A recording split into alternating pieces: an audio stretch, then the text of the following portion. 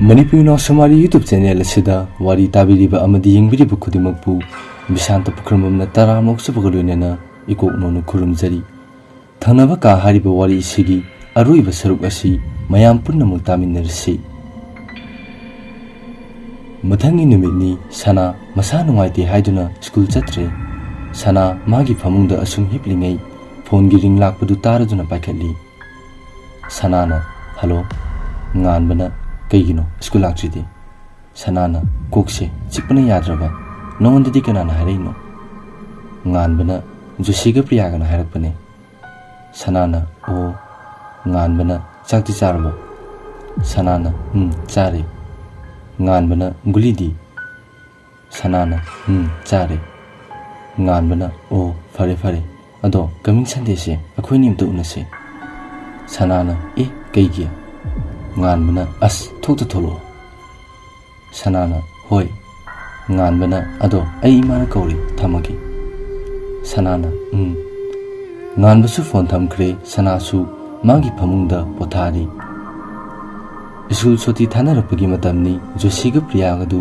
wari sana sanaduna makoini legiba kabara tu tamna makona tabli tabli lai makoina asum chalingai gari ama makoigi manak tamna thaujilaktuna makoi nibu pharaga pukhi asum thorokpana yum amagi manak yaure yum madu hek yobaga Josiga Priyagadu pharaga pusilai aduga nupa amagi mamangda thammi Priyana biki kenunana tawse Bikina aina tawise laman khumlibani asi hadunu biki makoini gi manak tamna changlai Priyaga Josigadu bikina adumna changlakpaduda kanna lawi bikina lawganu nakoini na fana kanna lawrabasu nakoini bu kanbinaba mafam sida kanasu leiti asi hadunu bikidu makhau pongna noi aduga makha tarai nakoini gi thawai kaninglabadi aina haiba wa yaba tabani Josina kariwa bikina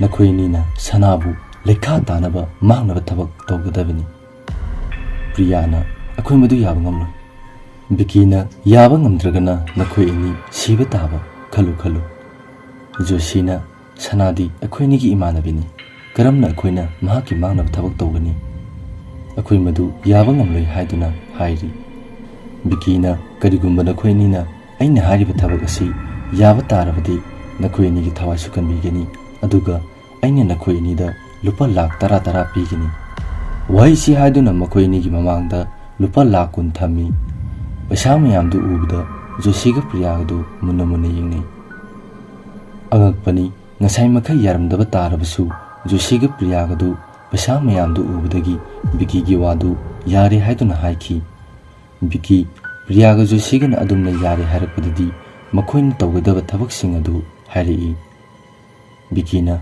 nakoinina sanagi natai chadaba photo video kaya ama namduna aingonda pirakadabani nakoinina thabaksing asi mai hek pakpaga aina nakoinida lupa lakh manga pigani aduga nakoinina thabaksing asi hek loibaga aingonda hairakadabani Josina karamna kamaina bikina se masigi number ni masida call toru asi haiduna magi number du pi bikina fare ngasigi dina khoini hallo asi haiduna magi mising aduda Josiga Priyagadu thilluro haibagi ingit pi Josiga Priyaga hek chatkibaga biki akhaba mino umanoi aduga hari sana nangmudi aina limna khak tharu biki ingunda singnaraklabanina napunsidu awafamda tahanba taredana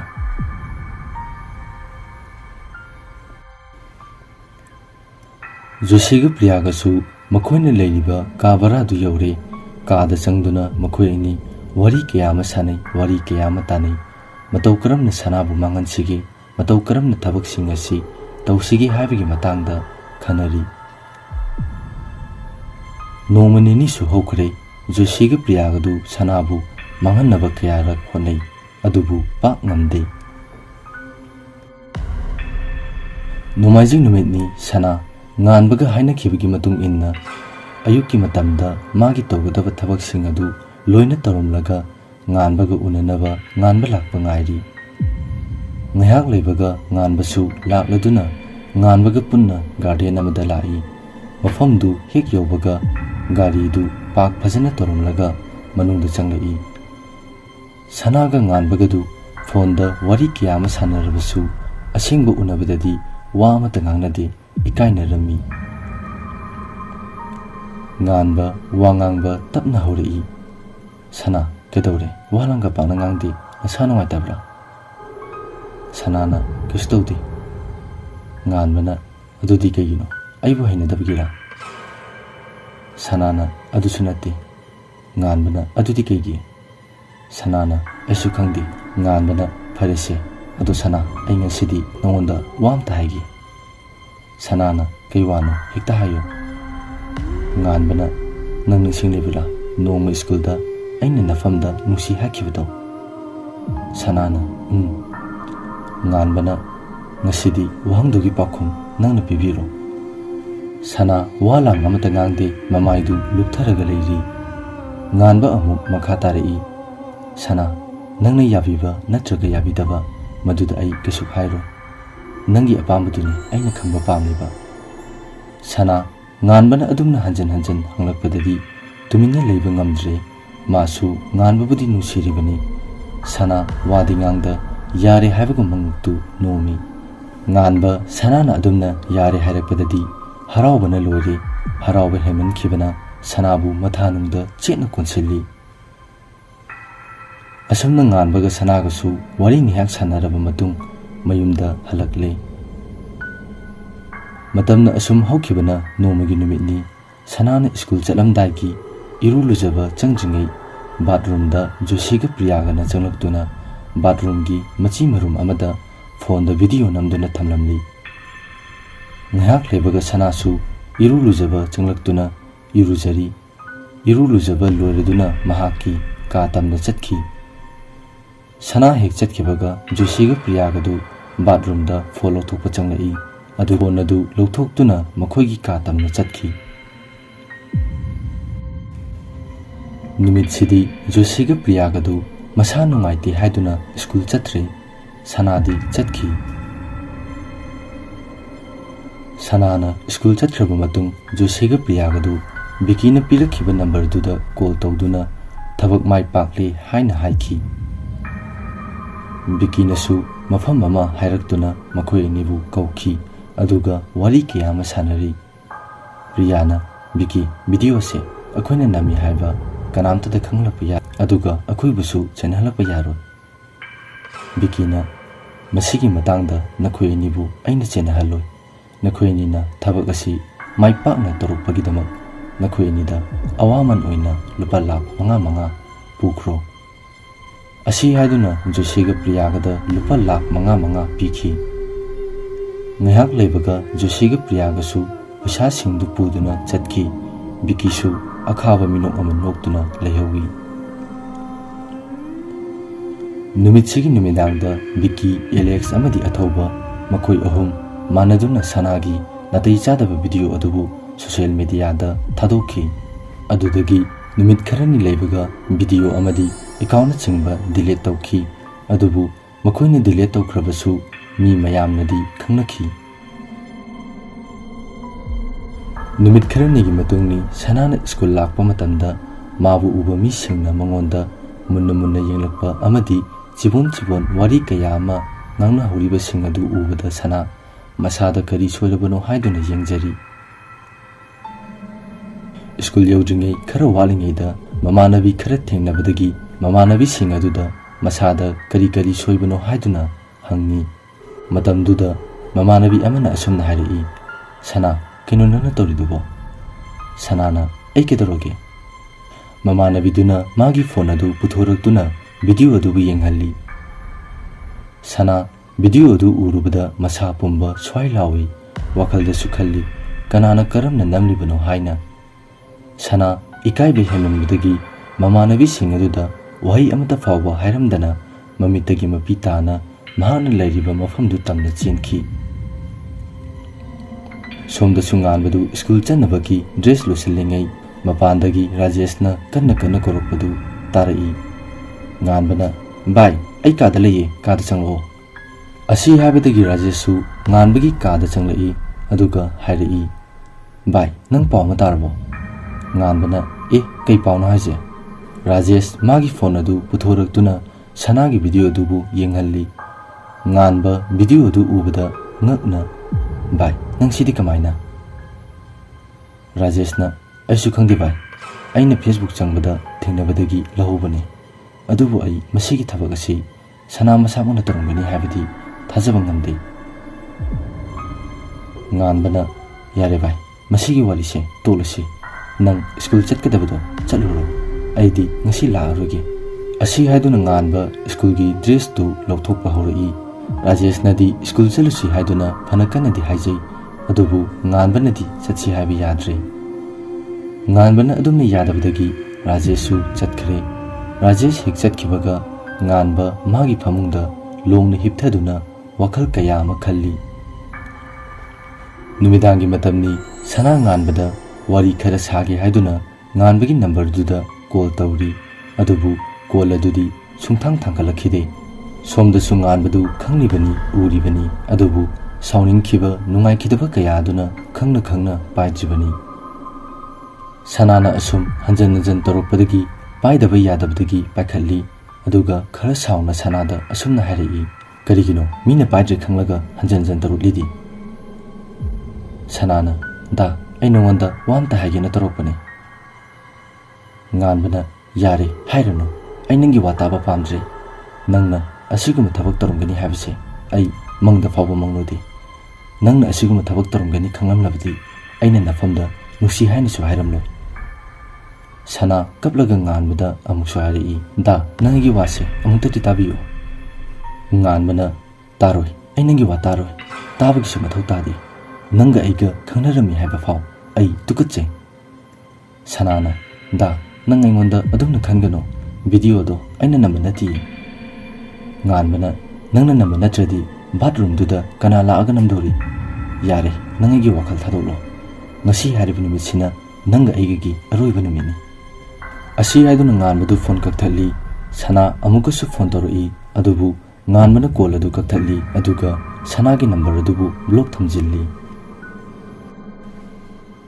ꯁꯅꯥ ꯉꯥꯟꯕꯅ ꯑꯗꯨꯝꯅ block ꯊꯝꯂꯛꯄꯗꯒꯤ ꯃꯊꯃꯣꯏ ꯁꯣꯛꯅ ꯍꯤꯛꯅ ꯍꯤꯛꯅ ꯀꯞꯄꯤ꯫ ꯃꯆꯤꯟꯗꯁꯨ ꯉꯥꯟꯕꯕꯨ ꯀꯧꯗꯨꯅ ꯃꯍꯥꯛ ꯂꯥꯟꯗꯦ ꯍꯥꯏꯗꯨꯅ ꯍꯥꯏꯖꯔꯤ꯫ ꯁꯣꯝꯗꯁꯨ ꯉꯥꯟꯕꯗꯨ ꯃꯥꯒꯤ ꯐꯃꯨꯡꯗ ꯂꯣꯡꯅ ꯍꯤꯞꯇꯨꯅ ꯋꯥꯈꯜ ꯀꯌꯥ ꯑꯃ ꯈꯜꯂꯤ꯫ ꯃꯥꯁꯨ ꯁꯅꯥꯕꯨꯗꯤ ꯅꯨꯡꯁꯤꯔꯤꯕꯅꯤ, ꯑꯗꯨꯕꯨ ꯉꯥꯏꯍꯥꯛꯀꯤ ꯑꯁꯥꯎꯕ ꯑꯗꯨꯅ ꯉꯥꯡꯈꯤꯕꯅꯤ꯫ ꯁꯣꯝꯗꯅ ꯀꯝꯗꯧꯔꯤ? ꯁꯅꯥ ꯃꯃꯤꯠꯇꯒꯤ ꯃꯄꯤ ꯇꯥꯅ ꯇꯥꯅ ꯋꯥꯈꯜ ꯀꯌꯥ ꯑꯃ ꯈꯜꯂꯤ꯫ ꯃꯍꯥꯛꯅ ꯀꯔꯝꯅ ꯃꯤꯅꯣꯛ ꯆꯥꯎꯕ ꯇꯥꯏꯕꯪ ꯑꯁꯤꯗ ꯍꯤꯡꯒꯅꯤ? ꯀꯅꯥꯅ ꯀꯔꯝꯅ ꯃꯍꯥꯛꯀꯤ ꯑꯆꯨꯝꯕ ꯑꯁꯦꯡꯕ ꯑꯁꯤꯕꯨ ꯄꯨꯊꯣꯛꯄꯤꯒꯅꯤ? ꯑꯃꯗꯤ ꯃꯍꯥꯛꯀꯤ ꯃꯄꯥꯅ ꯈꯪꯈ꯭ꯔꯕꯗꯤ ꯀꯔꯤ ꯑꯣꯏꯒꯅꯤ ꯍꯥꯏꯕꯒꯤ ꯋꯥꯈꯜ ꯀꯌꯥ ꯑꯃ ꯈꯜꯂꯤ꯫ ꯁꯅꯥ ꯋꯥꯈꯜ ꯀꯌꯥ ꯑꯁꯤꯅ ꯄꯨꯕ ꯉꯝꯗꯕꯗꯒꯤ ꯃꯁꯥ ꯃꯇꯣꯝꯇ ꯃꯍꯥꯛꯀꯤ ꯀꯥ ꯑꯗꯨꯃꯛꯇꯗ ꯃꯃꯤꯠꯇꯒꯤ ꯃꯄꯤ ꯇꯥꯅ ꯇꯥꯅ ꯊꯧꯔꯤ ꯌꯥꯜꯂꯒ ꯁꯤꯈꯤ꯫ ꯑꯍꯤꯡꯒꯤ ꯃꯇꯝꯅꯤ꯫ ꯉꯥꯟꯕ ꯃꯥꯒꯤ ꯐꯃꯨꯡꯗ ꯇꯨꯝꯂꯤꯉꯩ ꯃꯍꯥꯛꯀꯤ ꯃꯪꯂꯥꯟꯗ ꯁꯅꯥꯅ ꯂꯥꯛꯇꯨꯅ ꯃꯍꯥꯛꯀꯤ ꯄꯦꯟꯗꯕ ꯅꯨꯡꯉꯥꯏꯇꯕ ꯀꯌꯥ ꯑꯃ ꯍꯥꯏꯔꯝꯃꯤ꯫ ꯉꯥꯟꯕ ꯋꯥꯍꯩꯁꯤꯡ ꯑꯗꯨ ꯇꯥꯕ ꯍꯦꯛ ꯂꯣꯏꯕꯒ ꯂꯣꯡꯅ ꯍꯧꯒꯠꯂꯛꯏ꯫ ꯉꯥꯟꯕ ꯁꯣꯔ ꯃꯄꯤ ꯍꯣꯟꯗꯨꯅ, "ꯑꯁ, ꯀꯔꯤꯅꯣꯅꯦ? ꯃꯍꯥꯛꯄꯨ ꯀꯔꯝꯅ ꯂꯩꯔꯝꯒꯅꯤ? ꯑꯩ ꯍꯌꯦꯡꯃꯛ ꯃꯥꯒꯤ ꯃꯅꯥꯛꯇ ꯆꯠꯇꯨꯅ ꯋꯥꯔꯤ ꯁꯥꯒꯦ." ꯋꯥꯈꯜ ꯑꯁꯤ ꯈꯟꯅ ꯈꯟꯅ ꯉꯥꯟꯕ ꯇꯨꯝꯊꯈꯤꯔꯝꯃꯤ꯫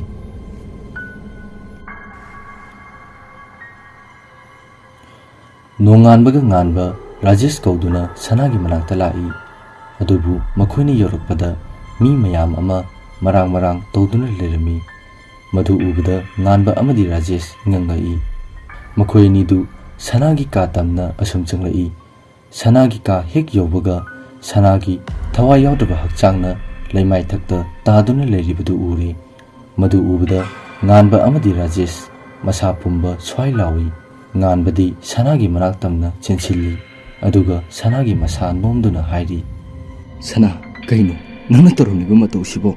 ꯁꯦ, ꯍꯧꯒꯠꯂꯣ, ꯑꯩ ꯂꯥꯛꯏ꯫ ꯑꯩꯅ ꯈꯔ ꯉꯥꯡꯕꯒꯤ ꯅꯪ ꯑꯩꯉꯣꯟꯗ ꯋꯥꯔꯧꯗꯨꯅ ꯆꯠꯂꯕꯣ? ꯁꯦ, ꯍꯧꯒꯠꯂꯣ, ꯑꯩ ꯃꯇꯨꯡꯗꯗꯤ ꯉꯥꯡꯉꯔꯣꯏꯌꯦ꯫ ꯍꯧꯒꯠꯂꯣ, ꯍꯧꯒꯠꯂꯣ!" ꯉꯥꯟꯕ ꯑꯉꯥꯎꯕ ꯑꯃꯒꯤ ꯃꯇꯧꯒꯨꯝ ꯃꯃꯤꯠꯇꯒꯤ ꯃꯄꯤ ꯇꯥꯅ ꯇꯥꯅ ꯁꯅꯥꯒꯤ ꯊꯋꯥꯏ ꯌꯥꯎꯗ꯭ꯔꯕ ꯍꯛꯆꯥꯡ ꯑꯗꯨꯕꯨ ꯂꯦꯡꯍꯟ ꯂꯦꯡꯍꯟ ꯀꯧꯔꯤ꯫ ꯔꯥꯖꯦꯁꯅ nganbabu themjilli asumna leiringai sanagi mapa sawbasu changlai aduga machanupibu kauduna kapli chawbana ipagi bema karino ichana tarumliba matawsibo ichagi karina ning thungdaba lebagi ipabu thadotuna chatlibano icha yaudana ipana karamna hingu haibano hawgalo ipagi bema waisi haiba loibaga chawba leimaida longna haitharai adumna haitharakpada nganbaga rajesh kana chawba bungai aduga masanongduna kauri adubu chawbadi khumlakhidre mahaki aroiba mikup haibado oikhi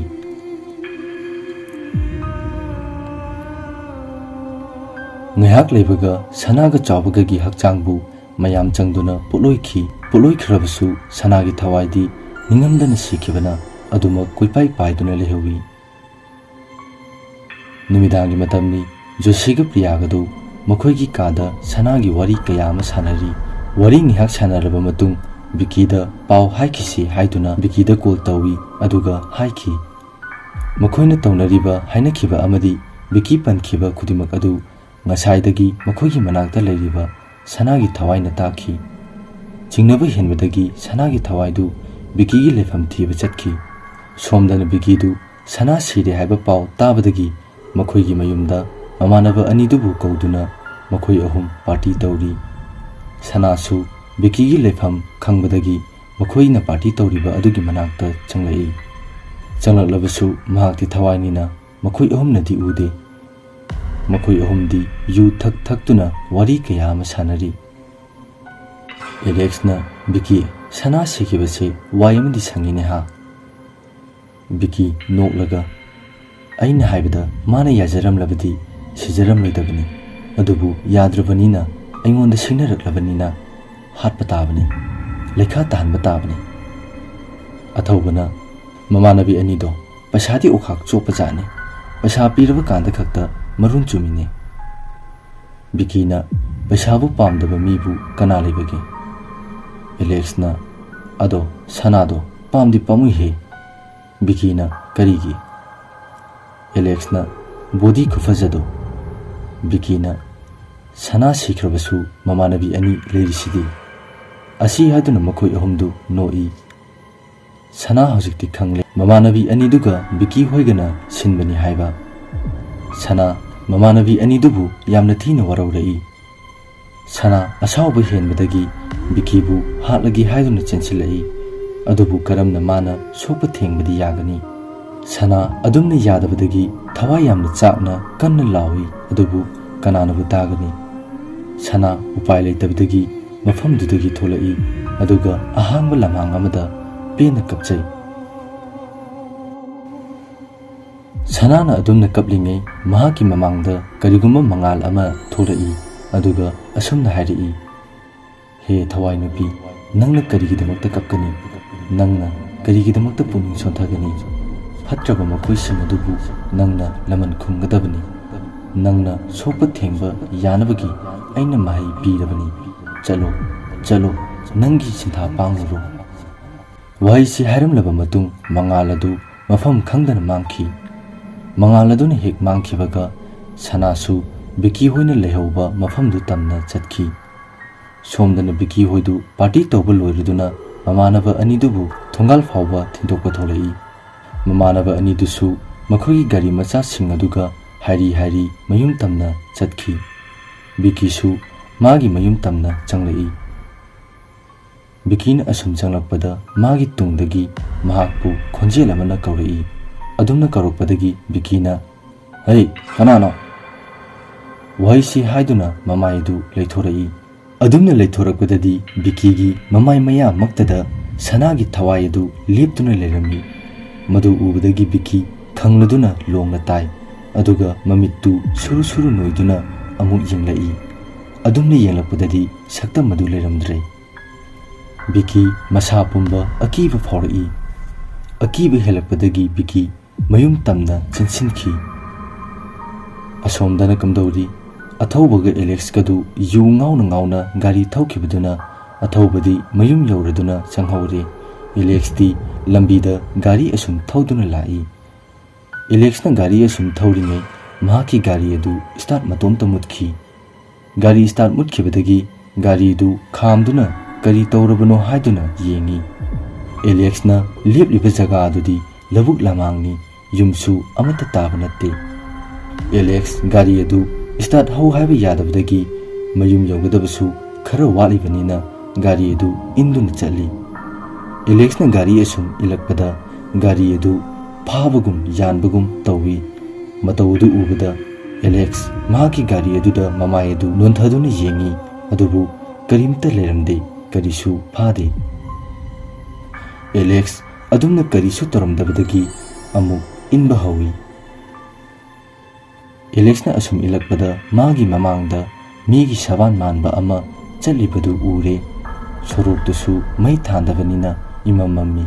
Alex gari ilibadu khara kanna induna mi adugi manakta changlai aduga hairi kana orabano aigi matiyamta pangbigera haiduna hangi adubu mi adudi karimata khumlaktabaduda amusu hangi adubu handakti nupi amagi khonjelda asumna hairi ai sanani waidu tabda Alex tu mamai khanglei lithorai adubu sanana mangonda mamit khana yingduna lerami madu ubada Alex tu khangladuna mahaki gari adu huntoklamnaga mathong maram khangdana amama marak aduda kanna chenki. Mahakna chelibadu labuk lambini. Alex pakhatna kina chelingai mahaki mamangmaktada sanagi thawai adu amuk leptuna lerami. Adumna leptuna lerambadagi Alex amukasu khangladuna longna tai. Tarabasu tana Alex hogattuna maning handuna cheli. Chena maningda mamai adu amuksu yengli sanagi thawaina tanarakra haiduna. Alex sorok yaugadaba khara khak ngairaba matam asida sorokka labuka tainabagi karaktuda khonglam macha ama leiri madu kangena chonglakpa matamda mahaki oigi makhong adu sanagi thawaina tap launa yankhi. Adumna yanbadagi Alex khonglam macha adu da tasilli. Alex na sana aibum to kanbiyo ai amna lankhare sana wahi du haiba lodringai Alex pu isingda namsinduna makhori metuna hatkhi. Sana Alex na siba ubada kanna noi.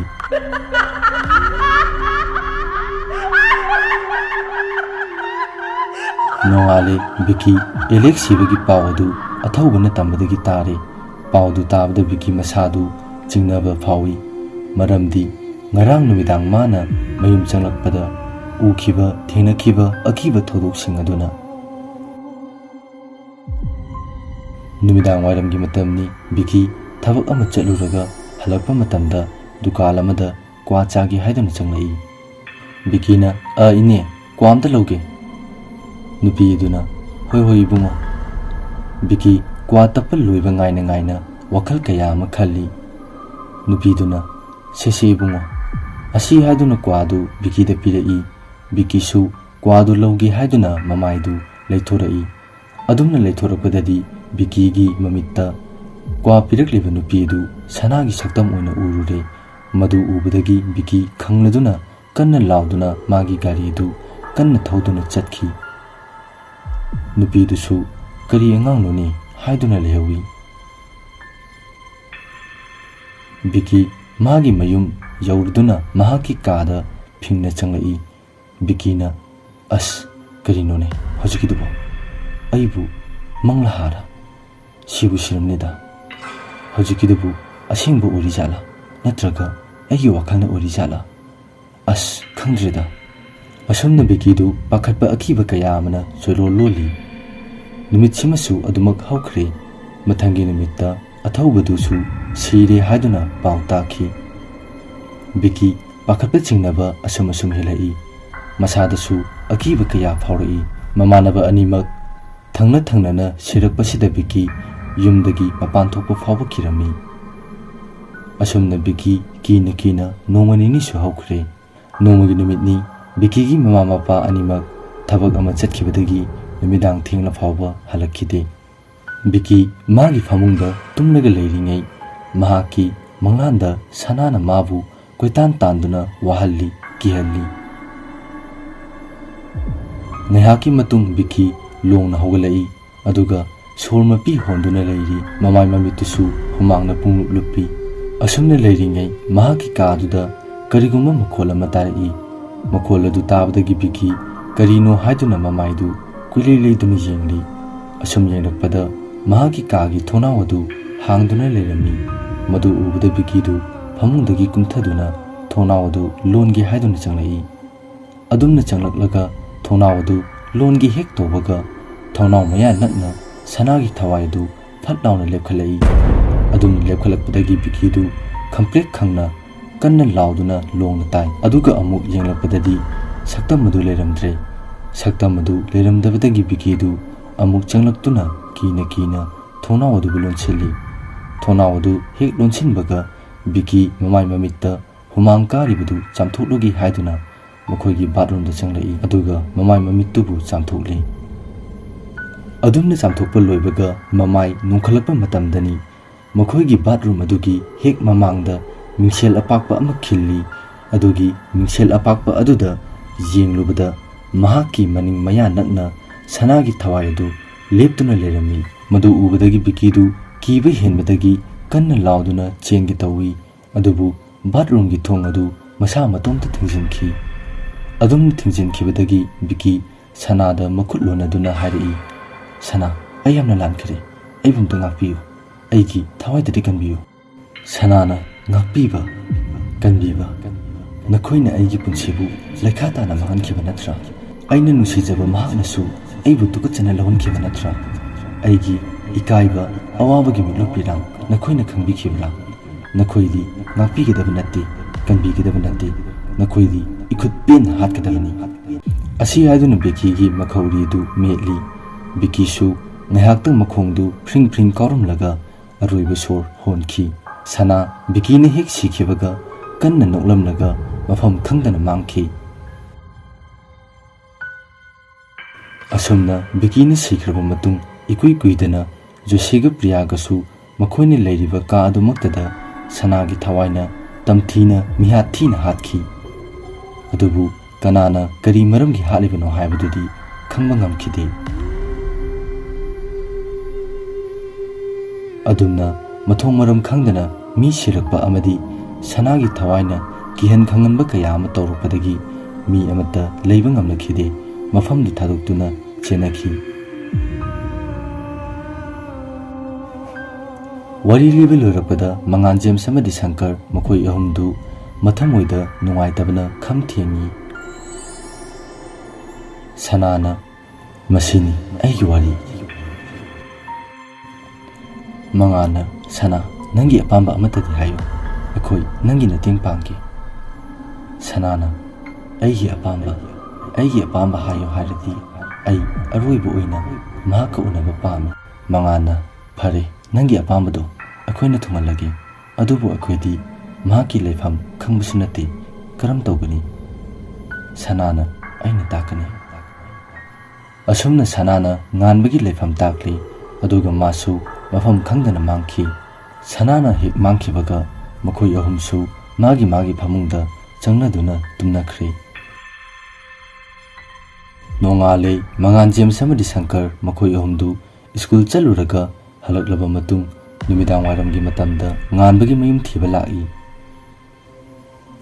thiba yaba thirubagi tungda nganbagi yum phanglaba matung makhoi ahumdu nganbagi mayumda changlai aduga nganbabu kauri Shankarna yumsibu mi kana leke yumsibu mi lebro nganba imungdagi tholai kana Shankarna yumsibu iyamba nganbagi yum oibirabo nganbana omane kana mangan james amadi shankar makoi ahumna nganbada makoibu masak phajana takle aduga sanagi wari khudimaksu mangonda phajana liri nganba thajabadi kharangamde adubu makoi ahumna phajana haibadagi nganbasu yaraduna makoi punna mafamdu tamna lai asum lakpana mafamdu yawre mafamdu hek yawbaga nganba hokhraba thadoksing adubu ningsinglai ningsinglakpa mikupta nganba mamittagi mapi takhiba khangaude nganba tarakliba mapidu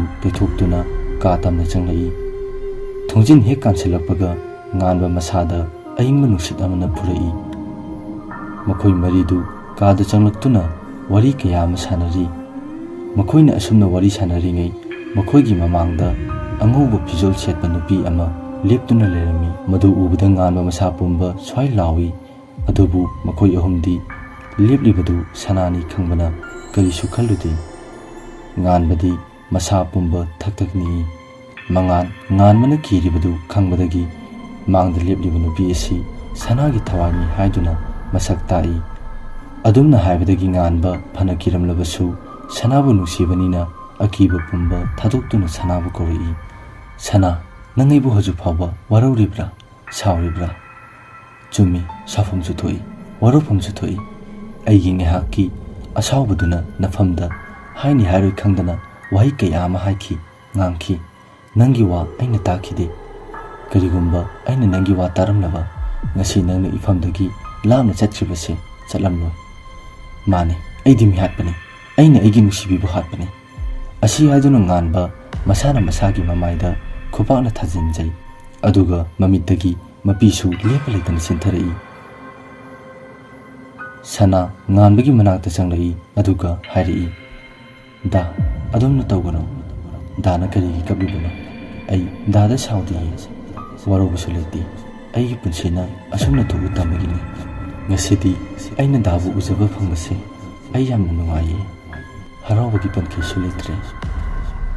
Asi haiduna manganjem samadi Shankar makhoi ahumda amuk onsilaga hari. Nakhoi ahumbusu aina thagatsari. Nganbada amuk onsilaga adubada hantaki mapoksida nang ai thonau tamlamdrabasu mathangi mapok haibiduna leramlabadi nang ai amuk thingnasiko. Hari ai chalagida nungaina paluko. Waisi haramlaga sanagi thawaidu mami sami oina mafam khangdana mangki. Nganba sanabu kauduna kaptuna lehubi. Makhoi ahumna nganbagi nungaitaba adubu thimsinbiri. Asumna nganba ngayak leramlaga mahaksu mayumda hankre. Numitsidagi sanagi thawaidu mafam asida amuk hana lakhidre amuk hana uba phangkhidre. Matang asida thanaba ka hariba wari isi losinjare. Wari asi pathokchaba matamda soikhilankiba kaya yaurabasu mayamna ngakpigani. Mathang amuk nungaiba wari kaya ama puduna laksage. Mayambu aroibada amukka hanna ikoknono khurumjari.